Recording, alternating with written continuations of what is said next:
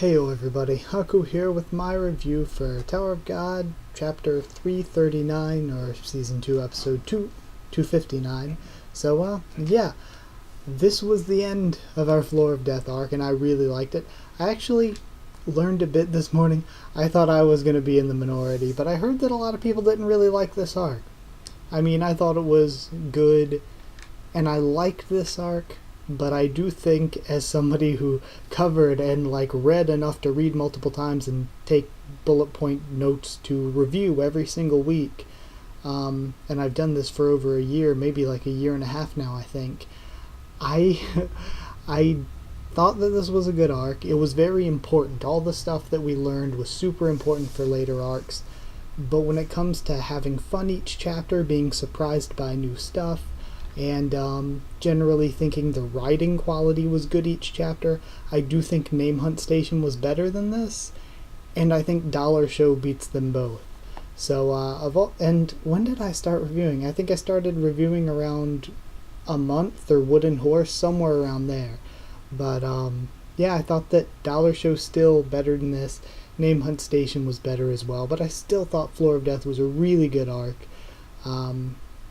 And I think a big reason is because we took a lot of focus away from Bomb and his allies this arc, other than getting Bomb's backstory. Getting Bomb's backstory was basically the only important thing to happen to Bomb here, but we paid pretty much no attention to his allies, and it was all really focused around Karaka and Yuri and Yurik Mazano and Hell Joe, which was good because we're going into the super dangerous place, dangerous even for rankers, so we're going to have a story focusing on the rankers like that, but I just prefer to stick to Bomb and his group's journey, and to keep things small, make it seem like things are really a dangerous challenge to them, because even though this was supposed to seem like a danger no matter what level you were at, in terms of strength, did anybody die other than Fabregas, who was not really important anyway?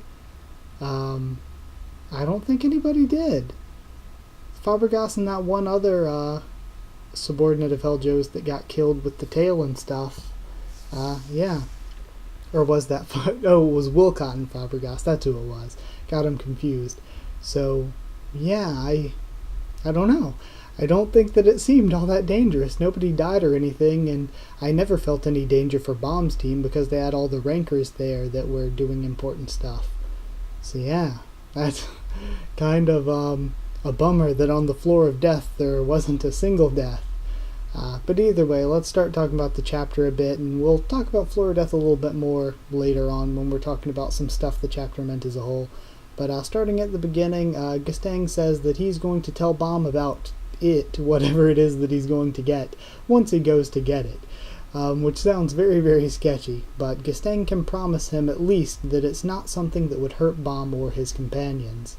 Bomb then asks Gastang to release the soul spell, to which Gastang says, no man, no way. First off, Gastang says it's difficult even for him, but also he says, these people had a vote a couple years back and you've already heard about it. They voted to stay here, so are you going to take away their right to their vote just because you think you can make a better decision? So Gastang shoots him down there. Karaka then shows up to where Wangnan's team is and escapes with them. Garam uses Evan to call Yuri on her pocket, and Drossi wants to go too. I like the comedy panels there. I thought they were really funny. And Drossi says she wanted to see if Anak was telling the truth about Garam. And Garam mentions that somebody brought Anak to her, and we don't know who it was that saved Anak. So, and she said, when she brought her to me, and it almost made it sound like it was Anak's mother, but we know Anak's mother died in the fire. So somebody else had to have brought Anak to Garam, and I'm really confused as to who that could possibly be. But Garam says that she opposed Anak becoming a regular after she had, I don't want to say raised her, but she took care of her for a while, but she opposed Anak becoming a regular, but couldn't stop her from eventually going. Then Garam Andrassi says that Garam being okay kind of makes her think that she could get away with disappearing too. Maybe she should. We cut away from them after Garam makes sort of this comment where, like, you're gonna have to decide what you want to do with Bomb, or else it could be bad for both of you. Which makes sense, because of course if she wants him to change the tower, the Zahard family's probably not going to stand for that. Then Gustang has sort of an arrogant speech to Yurik, showing off that, yeah, that's the way the 10 family heads are. And Yurik even says that's why he doesn't hang out with them. Gustang says he's going to erase everyone's memory on the floor of death, and he offers to spare Hell Joe, but Yurik says, nah, just get rid of Joe's memory. And the way he explains it, the way I'm taking it, is Yurik says he's going to lose all the memories of our friendship, but he's going to escape if he doesn't remember, because his reason for wanting to escape is in his soul, it's in his instinct. But his memories are what's holding him back at this point, because his memories are the reason he doesn't want to escape anymore, because he thinks that he'll be a bad person if he has that sort of power. So, by erasing his memories, Helljoe is pretty much being given a second chance. At least in Yurik's eyes, I guess, even though it's a sad and painful second chance for Yurik losing a friend. Then we have a really amazing Mata and Haku goodbye scene. I thought that scene was amazing, as well as the scene at the end where Mata's saying, goodbye, I wish I could have gone with you and stuff as he's losing his memory. Then Yurik sends Team Bomb up to the train. It looks like I actually stayed behind. I couldn't really tell in the live reaction, but it looks in that one panel like she stayed behind. She's not going with them. But then again, Yuri and Evan were behind there at the platform too, so we don't know all of what's going on quite yet. Bomb thinks about returning someday. He says he knows he's probably going to. And then the memories on the floor are actually erased, and at the very end we see Team Wangnam back on the train, presumably at the virtual floor, and Rack senses the turtles incoming. So now, some quick info from the blog. In the blog, Siu said that he intentionally wrote it so that neither Bomb nor Yurik could save the floor of death, that they pretty much have to save themselves. Because he gives an egg analogy where he's like, some being shouldn't come and crack the egg from the outside. If what's in the egg wants to escape, it has to break out on its own. So I guess he's pretty much saying the Floor of Death Society needs to decide to break out of the Floor of Death on their own. They can't have somebody like Bomb or Yurik come in to just solve their problems for them. He also says that the Floor of Death story is not over and there's still more of it, still an epilogue to it, and I'm assuming that epilogue is probably going to be Helljoe now without his memories deciding he wants to escape, and escaping by being a good guy instead of falling to evil this time.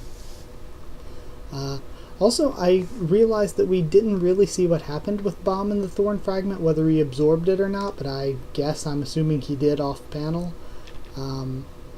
Then some of my thoughts. I thought it was a really good chapter.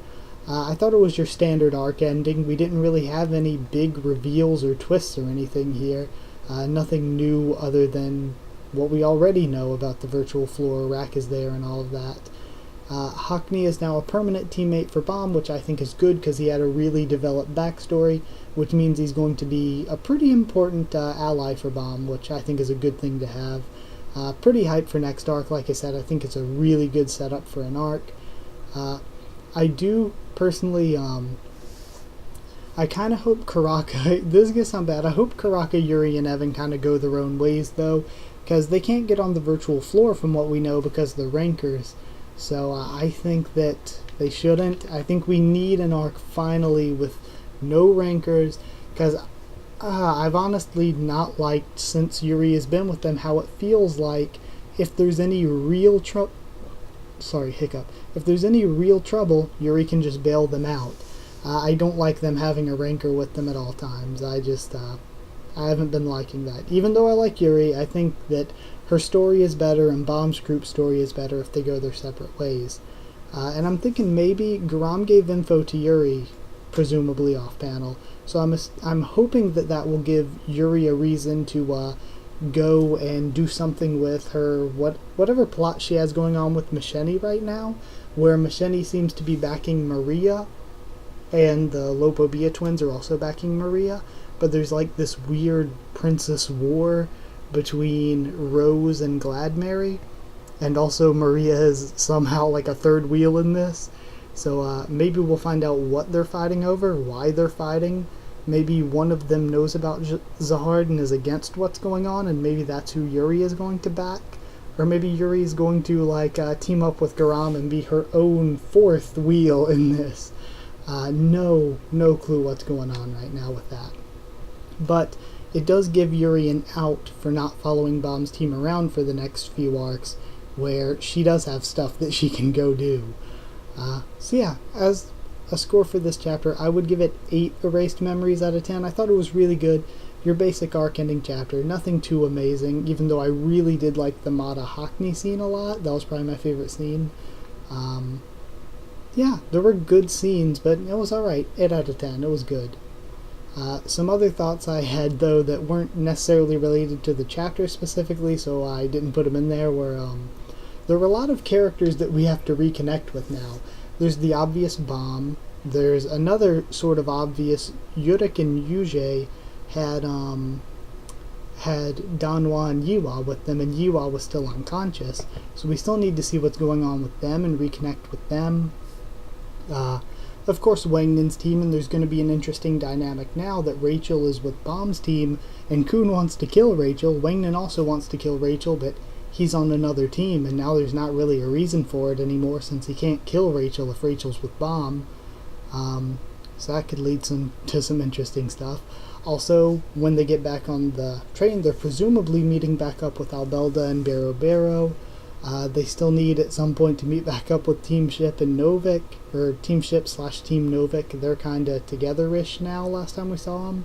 Elaine, because Elaine started going up when she was purchased by Jinsung, and since Jinsung has played an important role and has showed up a lot since he was introduced, I'm assuming that Elaine's going to come back into the story at some point here. And also what happened with Chang and his group. Chang and Quattro just sort of took the knife with them, and the knife had Elliot and Angel within it. And they haven't been back since. So we still need to know what's going on with them. Also, one thought I was having that I wanted to throw in here about the virtual floor is, will Joaquin be able to get in? Because we were told that White was a ranker, but Joaquin is just one fifth of White, even though he has sort of 3 other fifths fused into him right now.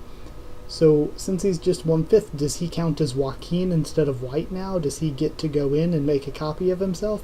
And if he does, is there a copy of White in there of all 5 of them fused together, and is he going to meet them?